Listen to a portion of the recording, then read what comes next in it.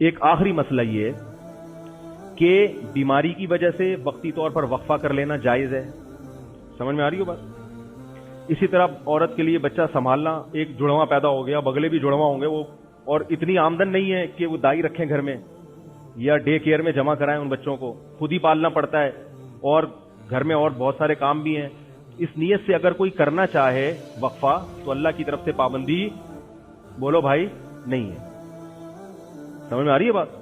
تو پابندی نہیں ہے. کوئی ایسا وقتی عارضی طریقہ اختیار کر کے وقفہ کیا جا سکتا ہے، اگرچہ پسندیدہ نہیں ہے شریعت کی نظر میں. اسلام میں ترغیب یہی ہے کہ نہیں کرو وقفہ، لیکن اگر کوئی کرتا ہے تو جائز ہے. لیکن یاد رکھو اس نیت سے وقفہ کرنا کہ میں اسکول کی فیسیں کہاں سے بھروں گا.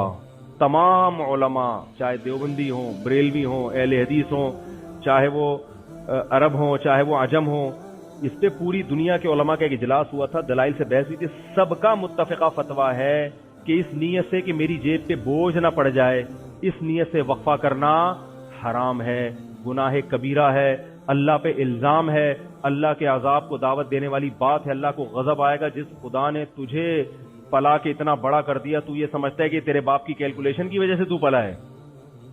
اب تو اگلی نسل کو اس لیے روک رہا ہے کہ کھلائے، تو کھلاتا ہے یا میں کھلاتا ہوں؟ قرآن کہہ رہے ہیں نحن نرزقکم، ہم تم کو بھی رزق دیں گے، وإیاہم، اور ان کو بھی. علماء کہتے ہیں غریبوں کے لیے نازل ہوئی ہے. اللہ نے پہلے ذکر کیا کہ تم کو بھی دیں گے، کیونکہ غریب کو ڈر ہوتا ہے میری روٹی نہ چھین لے بچہ، تو اللہ فرماتا ہے تجھے بھی ملے گا اس کی برکت سے، اور اس کو تو ملے گا ہی. اور آج کل زیادہ تر حمل جو روکا جا رہا ہے وہ اسی نیت سے کہ کھلائیں گے کہاں سے، تنخواہ میں پورا نہیں ہو رہا. سب کی زبان پہ یہی ہے. اسلام میں کیا ہے؟ فیملی پلاننگ والے کہتے ہیں پہلے انتظام کرو پیسوں کا، پھر بچے پیدا کرو. اسلام کہتا ہے نا نا نا نا نا نا نا نا.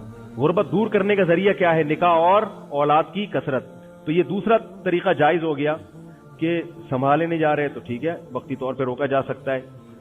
اور اس نیت سے حمل روکنا کہ لوگ کیا کہیں گے اتنے بچے، اس نیت سے بھی حمل روکنا کیا ہے؟ حرام ہے. اسی طرح علماء کا اجماع ہے کہ اس نیت سے حمل روکنا کہ بیٹی نہ پیدا ہو جائے. مثلا کسی کی 6 بیٹیاں ہو گئیں، اب وہ کہہ رہا ہے یار اگر ایک اور بیٹی ہو گئی میں تو جیتے جی مر جاؤں گا، اس لیے حمل روک رہا ہے. اس نیت سے بھی حمل روکنا کیا ہے؟ حرام ہے. کیونکہ آپ بیٹی کو کیا سمجھ رہے ہو؟ منحوس. اسلام میں یہ منحوس نہیں ہے. بیٹی کے خوف سے اگر حمل روک رہے ہو حرام. اور بہت سے لوگ اس لیے روک رہے ہیں کہ یار ایک بیٹا مل گیا، اب ہمیں ایسا نہ ہو بیٹی پیدا ہو جائے، تو اللہ کا عذاب آئے گا بھائی. اس دنیا میں اللہ برکت چھین لیتا ہے.